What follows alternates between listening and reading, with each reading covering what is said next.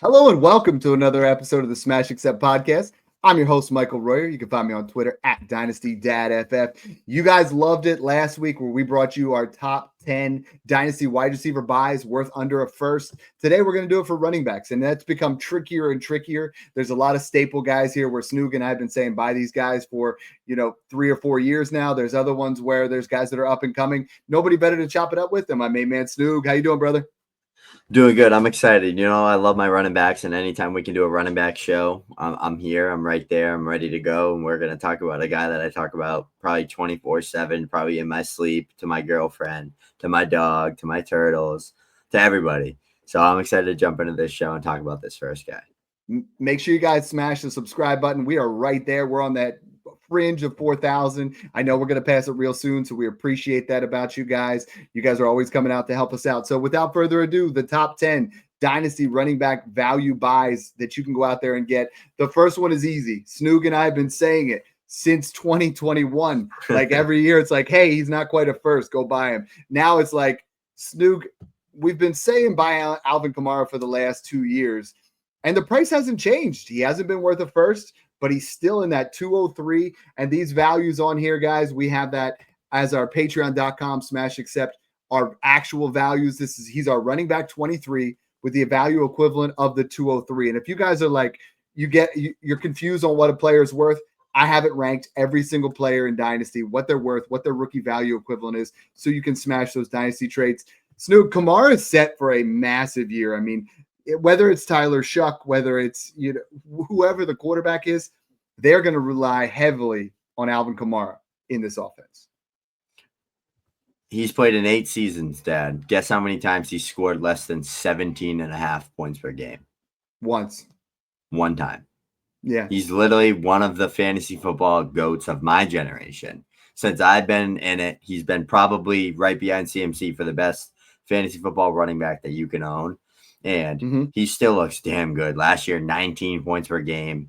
He was RB2 in fantasy points per game when he was playing fully healthy, ready to go in PPR. He's a machine. He's going to get 70, 80 receptions again. He's going to get close to 1,000 rushing yards. He's going to score touchdowns. Tyler Shuck, I don't care who the damn quarterback is, because since Drew Brees left, it's been like 9 different guys that have all been bad.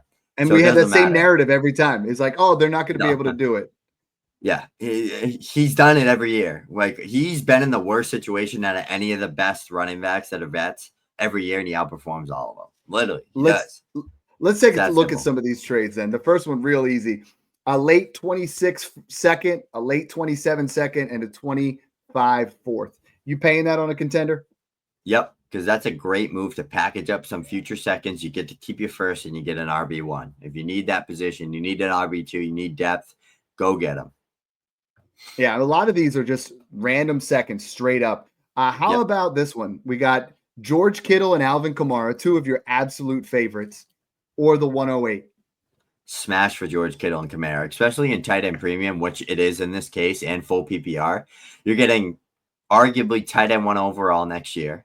He has a very good chance at it. He actually was the tight end 1 overall in points per game last year, I believe. And Alvin Kamara is literally a top 5 running back every single year he plays. So you're getting 2 elite producers, 2 starters in your lineup for the 108, which is a good pick. But I want the 2 starters that are high-end producers for a contending team. Well, you said 2 starters. So we have another one here where it's Geno Smith and Alvin Kamara for a 26 first and third. Now, I'm going to assume they're late. We just did our 26 first show. It was absolute fire. We really like the top 6 of that class. Snoog, if you're a contender, are you willing to just go out there, give that 26 first and just say, hey, this is where we're at now. I'm getting a starter in Geno. I'm getting a starter in Kamara. This is enough to put me over the top. If it's 110 to 112, you win. If it's 106 to 109, you don't win the trade. You lose that deal. If it's anything earlier, you get smoked. So you better be damn sure that it's going to be kind of that 109 to 112 range. And I'm fine doing it, especially if I need a QB3, I need an RB2, or I need a QB2 and an RB1. I'm struggling there, and I really can't get anything else. I'm pinned. I'm fine doing that for these 2 veterans. I have a question for you, and this is kind of interesting because it just came up as you were saying, Christian McCaffrey is the staple of fantasy football, and Alvin Kamara is there. I really think there's a scenario where you can get Kamara in a first for CMC in a second. Would you do that? Yes, all day long. I All think day you long. can because you and I were talking. You're like, they got to be close to the same value, and Keep Trade Cut has them considerably different. And Like I know 7 they usually spots favor the apart. Yeah. vets. It's 7 spots, and then you look at other trades, and people are giving up 27 first for Christian McCaffrey. You're lucky to get a 27 second for Kamara in some leagues, So I think that's an absolute opportunity to buy. Another one's Chuba Hubbard. So everybody they try to push him back. Jonathan Brooks got drafted. They're like, don't get Chuba Hubbard. Now all of a sudden they're like, okay, they added a couple of depth pieces on here, and Chuba Hubbard's going to fall off. That's not what's going to happen. Chuba Hubbard last year, 1,195 rushing yards. That was 7th in the league. You look at explosive run rates, 8 of them. The only guys that had more were Najee Harris, Jonathan Taylor, Jahmyr Gibbs, Saquon Barkley, Derrick Henry, and Jordan Mason, who we'll get to later in this show. This offense has really moved up. I mean, the biggest beneficiary, everybody says, well, they got Teteroy McMillan now. That's going to be fantastic for the offense, and I think Bryce Young's starting to really come along, and I see the value of Bryce Young go up. I see the value of Teteroy McMillan up. I even have seen the value of Jalen Coker go up, but Chuba Hubbard just keeps sitting there, and right now he's my RB21 with the value equivalent of a 202. And Snoog, this offense is going to get better. I think he really could, last year he had 250 carries, 10 touchdowns, 1,195 yards. I think that could actually improve. I don't think Rico Dowdle's here to steal the show. He's literally the discount version of James Cook, Kyron Williams, Chase Brown to me. Like he's going to get you the same production, and he's the discount version. Like he's the workhorse running back in an offense. He can put up 1,200 yards and 10 touchdowns with no problem. He can catch the ball decently well. He's legit the discount version. And Dowdle and Etienne, they're great depth pieces to have in a running back room. But if you look at what they would have had if they didn't sign anybody, Brooks done for the year. They had nobody. It was Chuba Hubbard and nobody. Raheem Blackshear. You got to have a room with at least 2 guys. And Etienne's a good depth piece that can play good on third down. So I love the Chuba Hubbard buy. Let's jump into some of these trades here because I know you're super bullish on him. And I have one right away that I think you're going to be all over.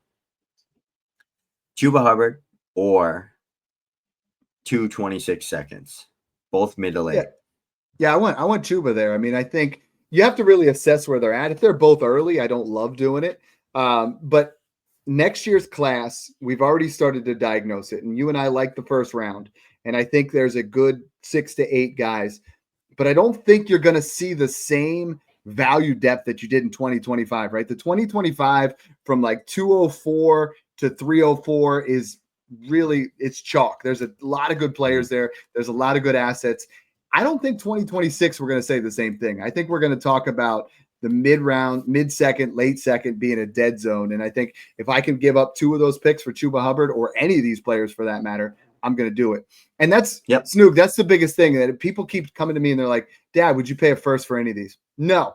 Would I pay a multiple seconds? Yes. And that's totally different. Like 2 seconds don't equal a first. So I'm not paying a first for Chuba Hubbard in any year. Some people come to me and they say, what about a 28 first? Stop. Like you don't know what that team's going to look like in 3 years. That's just wild. Yeah. And it's funny you said that because there's actually a 28 first for Chuba Hubbard right on here. But I love this trade that I'm going to give you because I think your 108 is a running back in RJ Harvey. Are you going to take Chuba Hubbard and Chase Brown for Brian Robinson in the 108? It feels like you're kind of getting a flop, right? Like you're turning RJ Harvey into Chase Brown, but you're upgrading big time at Chuba and Brian Robinson. I love that trade. I think Chase Brown, honestly, he's going to be the most underrated dynasty and redraft running back there is. I mean, he was a top 5 running back down the stretch. So I would trade RJ Harvey for Chase Brown. And then I think you're massively upgrading from Brian Robinson, where you're not going to see him on this list, even though the opportunity is ripe. He's a guy that I would pay a late second and a third for, but I think Chuba Hubbard's considerably better than Brian Robinson Jr. Yeah, I absolutely agree. And I love this one, turning Jaden Reed in a third into Chuba Hubbard in a third. You get a better producer at the running back position where you're probably in need of a running back that's going to outscore that guy 10 times out of 10 times. I hate to say it, because a lot of people love him, and the Packers were coming out there saying he was our wide receiver one, but Chuba Hubbard's going to produce, and Jaden Reed, if I put him in my lineup, I'm sick to my stomach. Like there's certain guys in Dynasty Snoog where they have some value. A lot of people value Jaden Reed. A lot of people value Keon Coleman. A lot of people value players like that. If I put them in my lineup, I want to throw up. Like I'm literally sick to my stomach. I'm not going to ever play those guys. Guy I would play though is Joe Mixon, our current RB24 value equivalent of the 203. Snoog, we say it about Kamara, we say it about Mixon. They're always in the same breath. When they play, they are putting up top 10 numbers every single year. And if you look at Mixon's numbers before he got hurt, he was producing as a top 8 running back. Yeah, he was 17 plus points per game last year. I mean, he was an elite running back. He had some unlucky ankle injuries and stuff, but he's a guy that's going to go out there, get you 1,000 yards, get you 10 plus touchdowns, and catch 30, 40, 50 passes out of the backfield. Nick Caley, the new offensive coordinator for the Texans, coming over from that Rams tree. You also got a built-up offensive line, not really in terms of like eliteness, but they built up a ton of depth on the offensive line, brought in some new names. I think it's just going to be overall better. The whole offense in general, they're healthy. They got some wideouts finally that are going to be healthy. So I think that they're going to be overall really good. I don't think Woody Marks is a guy that's going to come in and take Joe Mixon's job. He's going to play third downs and get maybe 5 carries to change the pace, and that's about it. Like that's what he's going to be, that Dara Ogunbowale, however you say his name. That's what he's going to be. So Joe Mixon, 1,000 yards in 14 games. I mean, he's a stud. Dare Ogunbowale. That's so much fun. It's just fun to say. There was an Alvin Kamara trade. I didn't even bring it up, but it was Woody Marks in a 28-second for Kamara. And I'm like, Woody Marks is not him. He's going to catch passes. He's going to catch passes, but it's not going to be anything special. Interesting one here. The first one right off the bat, it's real easy. It's just we'll call that 205 or Joe Mixon. Smash Joe Mixon all day there. How about love it? George Pickens and Joe Mixon or Jonathan Taylor? That one's kind of interesting. It is, but I want Jonathan Taylor there. I do you too. Get a lot more security and consistency there, but I could see a scenario where the left side wins. Like if Pickens has a big breakout year with the Cowboys. I think that's a trade I would make for Derrick Henry. Maybe for, but like I think CMC. Jonathan Taylor's too high. Maybe CMC, definitely Kyron Williams. I think that's a trade you can make too. I think it's very functional. Kind of works out there for you. Let's go with. I see Joe Mixon here for a 27 first, and I'm like, please don't do that. I see the 26 and 27 second, just like Kamara. I'm fine paying 2 mid to late seconds all day.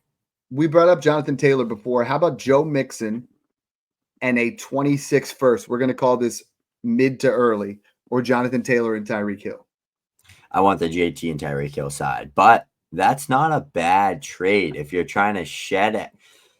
This may sound silly, but if you're trying to shed assets and kind of retool a little bit, that's not a bad trade, right? Because you're getting an RB1 still, but you're getting that first that gives you that more flexibility to do whatever you want. So if you have a ton of depth, but it's old depth and you want to kind of insulate, that's not a bad trade to make.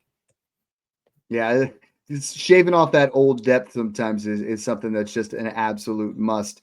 Another trade in here, Snoog, where, again, does this fill in your roster? Yes. Is it a move you should make? No. A 26 first or Joe Mixon and James Conner. I mean, even if that's 112, you're on borrowed time. And I see so many people make that kind of move, and they'll come to me in the Discord or on Twitter and be like, Dad, I crushed this. And I'm like, if it's not 112 and you don't win the championship, it's not something that you should have been doing. Marshawn Lloyd and the 207 for Joe Mixon. Gosh, smash that. Mixon all day. And Mixon's a fantastic football player, someone that you should definitely be investing in there. The guy that I'm investing in right now, who Keep Trade Cut has an RB29. I actually have him as draft. Exactly. I have him as RB22. So I actually have him. You're going to think I'm crazy, but I have him above Mixon and Kamara right now, which is a little bit, some people are going to say, Dad, that's kind of wild. But even if they sign Nick Chubb, because that's the rumor now, right? I don't care. Nick Chubb looked washed last year. Nick Chubb, I love the football player, but I don't think he's going to bounce back to what he was. But this Chicago Bears offense, you're going to see a trend, right? I was investing in Chuba Hubbard because the Panthers offense is improving. I'm investing in DeAndre Swift because this Bears offense is sexy as hell. He could easily put up a 1,500 total yards, 50 receptions, and 6 to 8 total touchdowns. I don't see that as a out of the realm of possibility, because what people forget is this guy almost had 1,000 yards last year and didn't even play a full season. Every single year, he's a guy that is underutilized in the pass game. And I think Ben Johnson has him as his Jahmyr Gibbs type. I mean, I think someone's going to spell him. Someone's going to come in and get a couple of carries here and there and try to do that. But Swift is the closest thing they have to a weapon in this offense at the running back position. Yep. I think he's going to have an RB1 season, possibly top 8 to 10, and you're getting him at fraction. You're getting him at the same price as you are guys that are turning 30. So like I have no problem buying DeAndre Swift. Love me some Swift. One of the biggest winners of the offseason, a guy in Ben Johnson's offense, a clear starter, popped off big time last year, and now the team's even better. I don't see what the issue is here. Clear-cut player that I'm trying to go after and get for seconds or whatever the price is. So let's jump into some of these trades. Right away, I love this trade. Sam Darnold in a 26th third or Swift in a 26th second. So you get that 2-3 flop in your favor, and you get your RB1. Are you willing to move off Darnold, who in this case is probably going to be your quarterback 3 or 4, to get your RB1 or RB2 or RB3? Yeah, I want the running back here. I mean, I don't think Darnold starts every game this year. I think Milroe, the Seattle team, is not going to be winning. I think he's going to get exposed like he was in the rest of his career. Not a Darnold guy myself, but I think if I could go ahead and get DeAndre Swift out of this, I'm going to do that all day long. Yeah, and then the last one here, which can be the case for any of these rookies, right? Like, this is just taking advantage of rookie fever. You're turning Jadon Blue, Jordan James, Chamiri Dyke into Swift and Pollard. People don't want the old shiny, like they want the new shiny toys. They don't want the old 1997 Camaros, right? They're like, get rid of this. I want the new Tesla or whatever it is. DeAndre Swift, Tony Pollard, I think, are two cheap guys, barely worth seconds in some leagues. And if you turn Jordan James, Jadon Blue, Dylan Sampson, any of those type of guys, right, Dad? Like, you're all over that type of trade.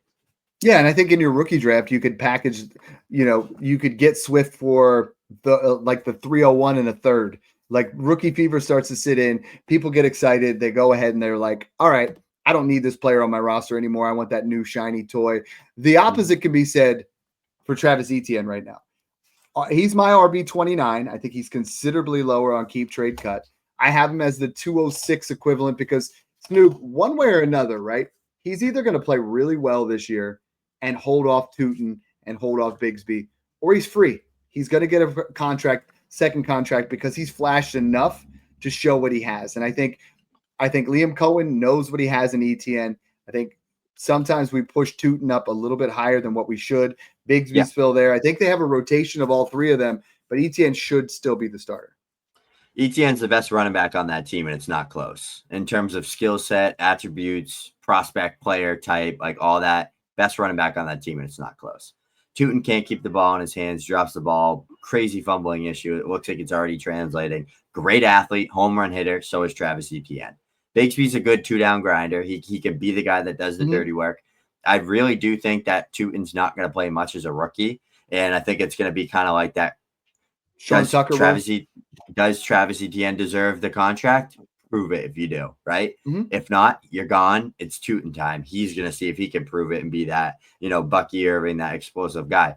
Liam Cohen uses so much gap and zone run schemes. You're going to see a lot of Travis Etienne in space in the receiving game, like he should have been used in a Doug Peterson offense that was absolutely atrocious in terms of running the football with what they were trying to do with Travis Etienne. Used the guy to his strengths. The type of prospect he was coming out of college, he was ridiculous. Ridiculous player.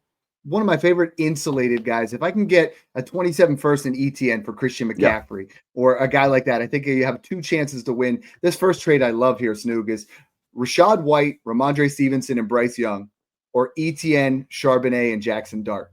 Like, you get this opportunity here where you're going to get Jackson Dart, who I think catches up to Bryce Young. There's another one here. You're going to like this. Etienne in 2 seconds, or Aaron Jones in the 112.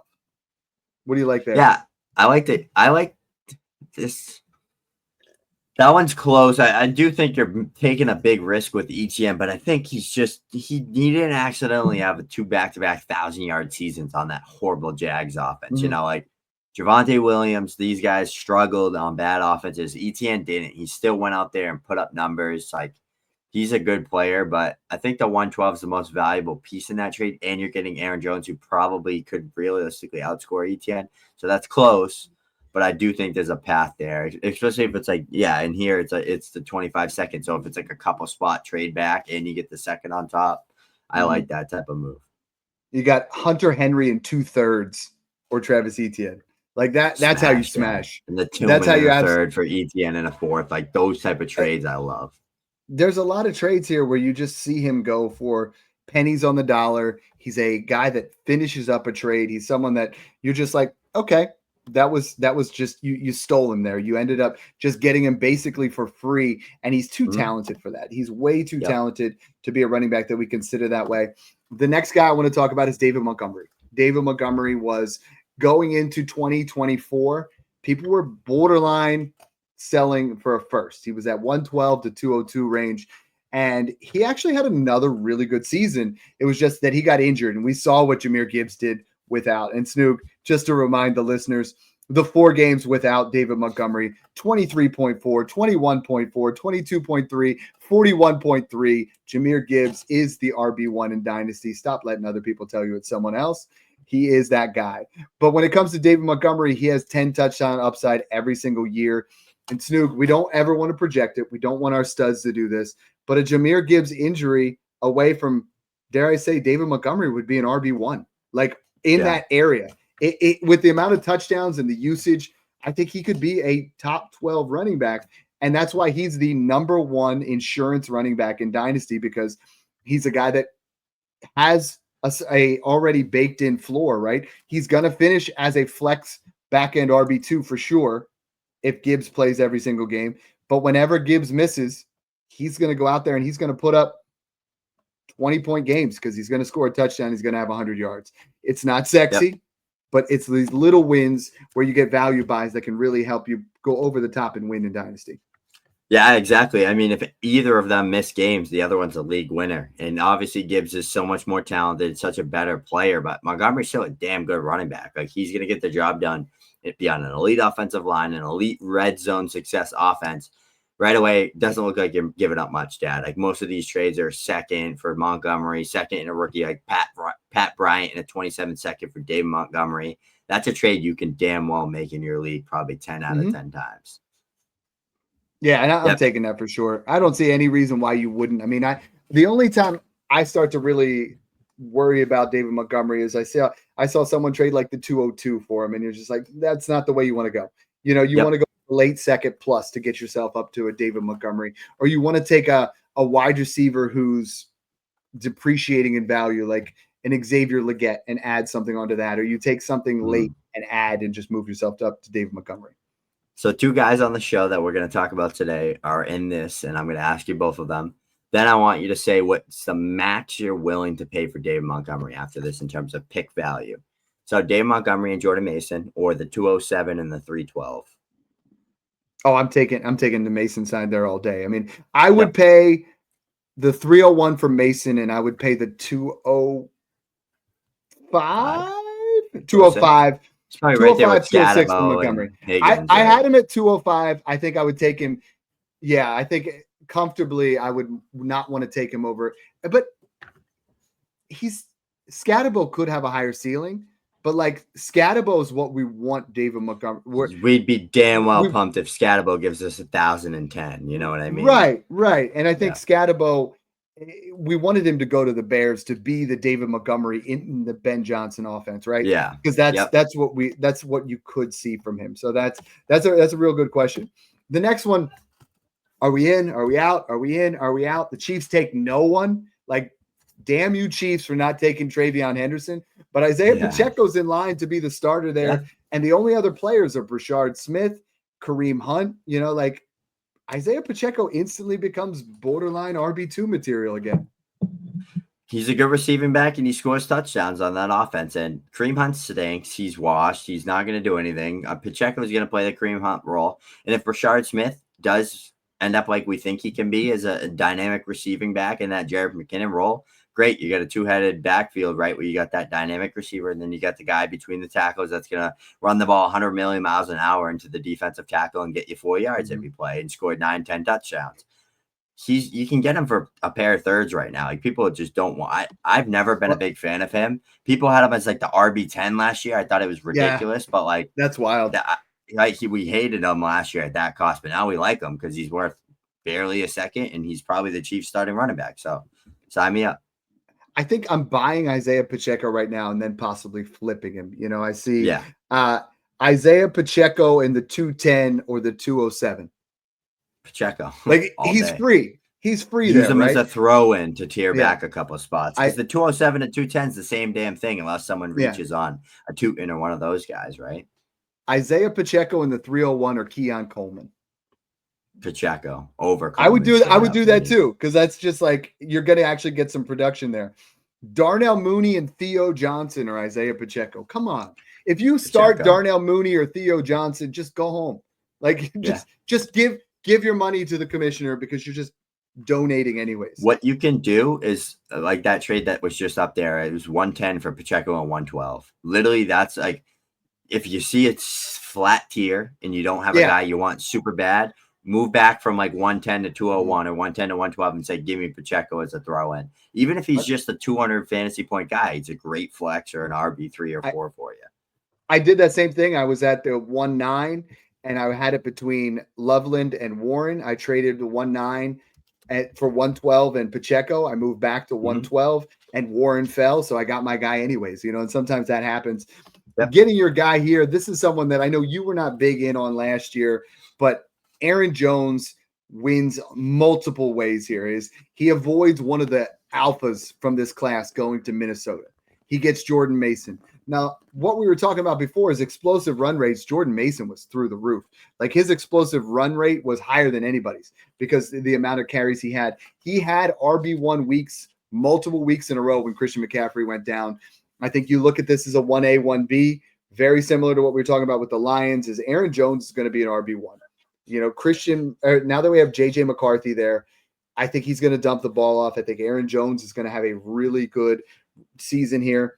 And I think Jordan Mason is the fun add-on, right? I think I would pay the 212 for either of these players, given where you're at. I don't think you have to pay the 212 for either of them. I think a pair of thirds, I think a way to, you know, you give up the 304 plus a 26 third and you get one of these guys. I think that's a real possibility. The Vikings offense, and again, I've said it with every single one of my buys. What have I done? I'm buying guys with improved offense. This is another improved offense, or at least perceived to be in that same area. You get an elite offense with Aaron Jones or Jordan Mason. We don't even need to cover trades on these guys. It's just, I would trade any pair late or any late second or a pair of thirds, right? Aaron Jones is Aaron Jones less safe than Christian McCaffrey? Like, I would trade Jones in a first. If I could get Jones in a first for McCaffrey, I'm doing it. I think he's one of those guys we talk about where Devontae Adams, where you're trying to trade Devonta Smith for Devontae Adams in a 27 first because you're going to get better production. Yeah.